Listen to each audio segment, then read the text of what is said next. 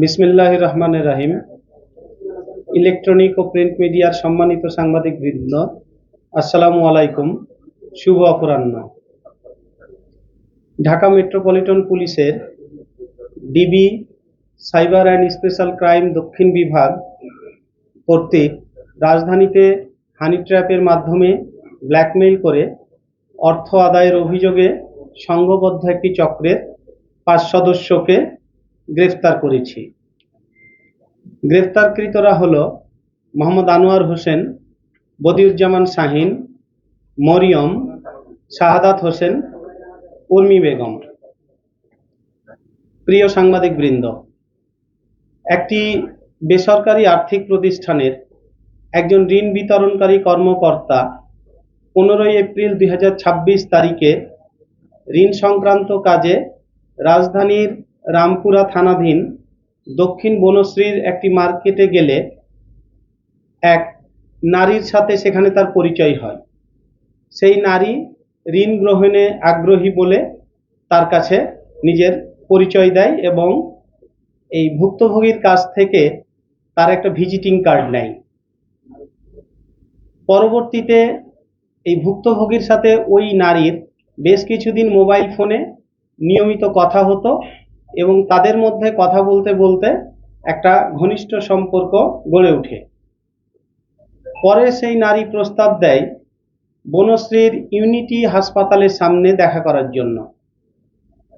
তো নির্ধারিত দিনে নির্ধারিত স্থানে পৌঁছানোর পর অন্য এক নারী এই ভুক্তভোগীকে রিসিভ করে এবং রিক্সা যোগে বিভিন্ন গলি অতিক্রম করে খিলগাঁও থানাধীন একটা ফ্ল্যাটে নিয়ে যায়।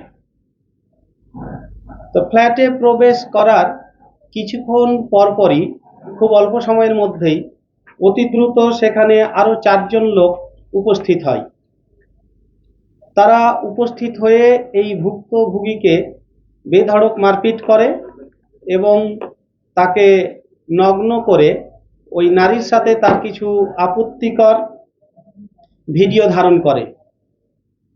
এই ভিডিও ধারণ করার পরে তার মোবাইল ফোন, মানি ব্যাগ, নগদ অর্থ, ব্যাংকের এটিএম কার্ড, জাতীয় পরিচয়পত্র, ড্রাইভিং লাইসেন্স, মোটরসাইকেলের রেজিস্ট্রেশন সহ গুরুত্বপূর্ণ কাগজপত্র জোরপূর্বক ছিনিয়ে নেয়।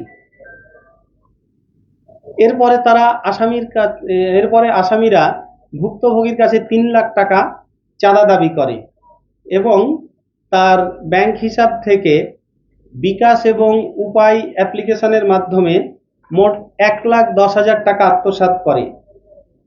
একই সাথে আপত্তিকর ভিডিও সামাজিক যোগাযোগ মাধ্যমে ছড়িয়ে দেওয়ার হুমকি দিয়ে বিভিন্ন সময়ে তাকে ব্ল্যাকমেইল করতে থাকে। একটা পর্যায়ে ভুক্তভোগী বাধ্য হয়ে খিলগাঁও থানায় 22 জুন 2026 তারিখে একটা মামলা দায়ের করে। প্রিয় সাংবাদিক বৃন্দ, এই মামলা দায়ের হওয়ার পর ডিবি সাইবার অ্যান্ড স্পেশাল ক্রাইমের সাউথ ডিভিশন এটা গত 2 জুলাই মামলাটা আমাদের কাছে আসে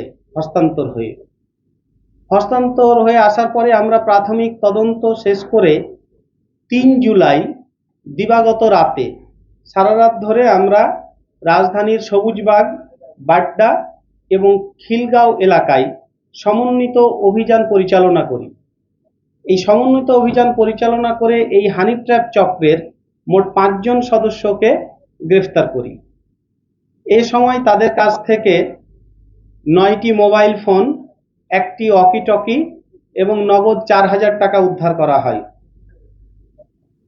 তো আমরা তাদের কাছ থেকে এই জব্দকৃত ডিভাইসগুলো পর্যালোচনা করে প্রাথমিক তদন্তে যেটা পেয়েছি যে এই চক্রটা একই কৌশলে একাধিক ব্যক্তিকে ফাঁদে ফেলে নির্যাতন এবং আপত্তিকর ছবি ও ভিডিও ধারণ করে।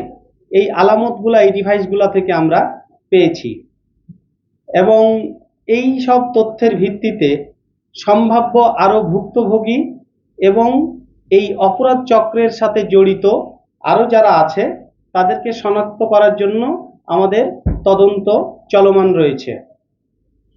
এই গ্রেপ্তারকৃত আসামিদেরকে আমরা কোর্টে সোপর্দ করি এবং কোর্টে সোপর্দ করার পরে তাদেরকে পুলিশ রিমান্ডে নিয়ে আসা হয়েছে এবং বর্তমানে জিজ্ঞাসাবাদ চলছে।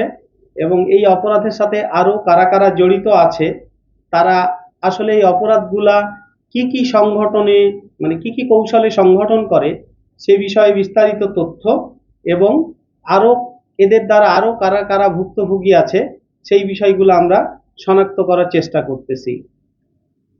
তো দেশবাসীর কাছে আমাদের অনুরোধ যে এই ধরনের অপরিচিত ব্যক্তির সাথে বা অপরিচিত নারীর সাথে পরিচয় হয়ে যোগাযোগ স্থাপনের সময় সর্বোচ্চ সতর্কতা অবলম্বন করতে, সচেতনতা অবলম্বন করতে, এবং কেউ যদি এই ধরনের ভুক্তভোগীর শিকার হয় তাহলে তারা সাথে সাথে যেন আইন শৃঙ্খলা বাহিনীর কাছে এটা অবহিত করে, পুলিশের কাছে অবহিত করে। আমাদের কাজের একটা অভিজ্ঞতা থেকে আমরা দেখেছি যে ভুক্তভোগীরা সামাজিক কারণে এবং নিজেদের আত্মসম্মানের কারণে এই ভিকটিমাইজ হওয়ার পরেও তারা পুলিশের কাছে যেতে চায় না। এমনকি অনেক সময় আমরা আইডেন্টিফাই করলেও তারা কোনো অভিযোগ দায়ের করতে চায় না বা মামলা দায়ের করতে চায় না।